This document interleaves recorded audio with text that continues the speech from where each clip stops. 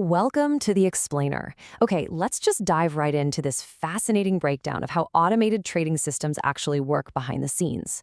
For a lot of people, algorithmic trading sounds kind of like magic, right? Like this secretive, ultra-complex world of high-frequency supercomputers just printing money. But today, we're going to strip away all that jargon and the hype.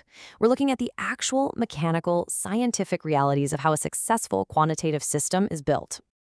So our main source text today is Successful Algorithmic Trading by Michael L. Halsmore. And what's really great about this is how it frames algorithmic trading. It is absolutely not a get-rich-quick scheme. Instead, it's a strict application of the scientific method. The book argues that building a profitable system isn't about guessing what the market's going to do next. It's really about observation, forming testable hypotheses, and then ruthlessly evaluating your data. I absolutely love this quote because it completely resets expectations. In typical discretionary trading, fear and greed tend to dictate your moves. But with the algorithmic approach, you formulate a question, you write a prediction, and you subject the whole thing to strict statistical testing.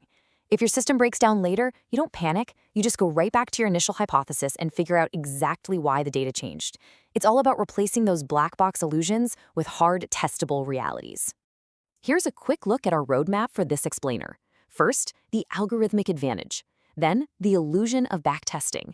Moving into the hidden transaction costs, automated execution infrastructure, and finally, finding profitable strategies. All right, let's kick things off with Section 1, the algorithmic advantage. Now, you might be thinking you need a desk at a billion-dollar hedge fund to even attempt this, right? Well, actually, retail traders possess some pretty surprising advantages. Simply put, you are nimble. Institutional funds have immense capital, which, believe it or not, is kind of a double-edged sword. If they try to move in or out of a position, they physically move the market. But you, as a retail or independent trader, can generate significant returns in smaller, more esoteric markets that those giant funds just literally don't have the capacity to play in. Plus, you have zero investor bureaucracy. No nervous clients demanding monthly reports, no pressure to beat the S&P 500 every single quarter.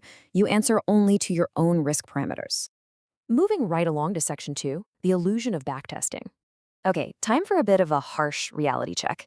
A beautiful historical equity curve is very often a complete lie. And honestly, this is where most aspiring quantitative traders meet their doom.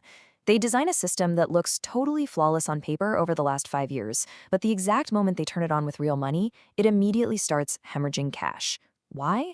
Well, there are 4 major biases that destroy amateur algorithms.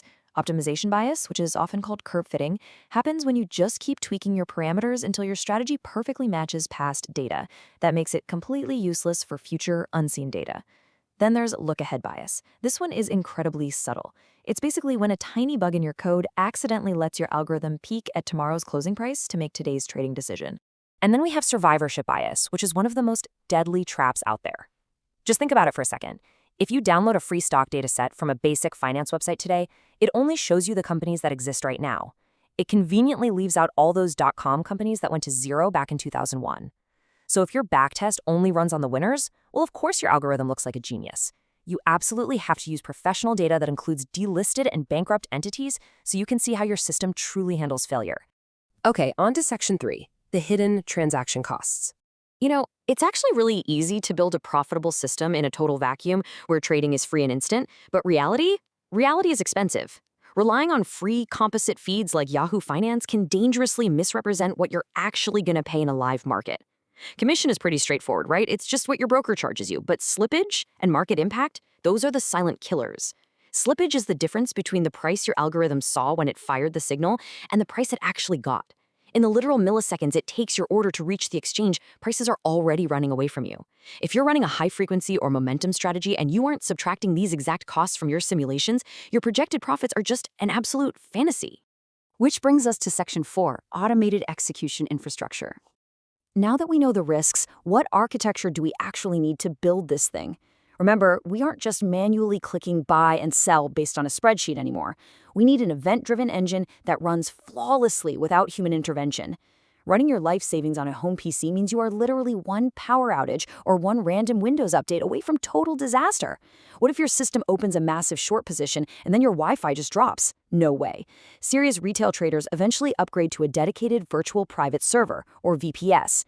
A VPS puts your code in a secure 24/7 cloud environment, which is often geographically closer to the exchange itself, minimizing that latency and slippage we were just talking about. When it comes to the tech stack, Python is your absolute best friend. With platforms like Interactive Brokers requiring roughly a $10,000 commitment to get started, Python strikes the perfect balance. By using libraries like Pandas for vectorized data analysis and scikit-learn for machine learning, you literally have the exact same statistical power as the major institutions. You don't need to outsource to expensive third-party software. You can own your entire technology stack end-to-end, connecting directly to a brokerage API to handle the actual trade execution. And finally, Section 5, Finding Profitable Strategies. The internet is completely flooded with trading ideas from academic journals, forums, blogs, you name it. But how do we actually separate the mathematically sound from the absolute garbage? Well, when you're evaluating a strategy, don't just look at the raw profits. You've got to evaluate vital risk metrics like the Sharpe ratio and the severity of the maximum drawdown. Think of it this way. If a strategy made 50% last year, but it required wild leverage and endured a terrifying 40% plunge along the way, its Sharpe ratio, which measures your reward per unit of risk, is going to be terrible. You want systems with controlled volatility and manageable drawdowns, so your account doesn't just get completely wiped out by a single black swan event. I'm going to leave you with this really provocative thought. Even the most perfect scientific system relies entirely on your human discipline to survive cognitive bias when the market really tests your nerve. It's one thing to look at a backtest and nod calmly at a historical 25% dip. It is a completely different emotional nightmare to watch your actual bank account bleed for 4 straight months. The single greatest threat to a mathematically sound algorithm is the human being who decides to turn it off right before it recovers. So you have to ask yourself, do you have the discipline to trust the science? Think about it. Thanks so much for joining me on this explainer, and keep learning.